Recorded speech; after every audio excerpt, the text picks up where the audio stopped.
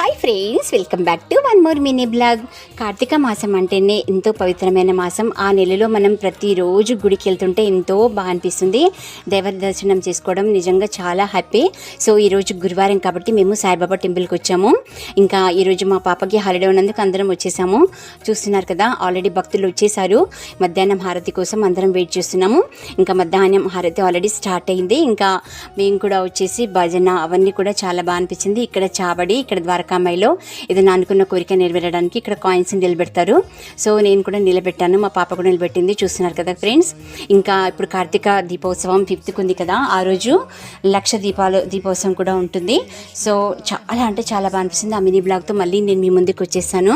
చూస్తున్నారు కదా ఫ్రెండ్స్, మనకి బాబా దర్శనం చేసుకుంటే అసలు ఆ ప్రశాంతతే వేరుంటుంది. గుడికి వెళ్తే ఏ దైవ దర్శనానికి వెళ్ళినా మనకి చాలా హ్యాపీగా ఉంటుంది. సో ఫ్రెండ్స్, ఈ మినీ బ్లాగ్ మీ నచ్చితే లైక్ చేయండి. Thanks for watching.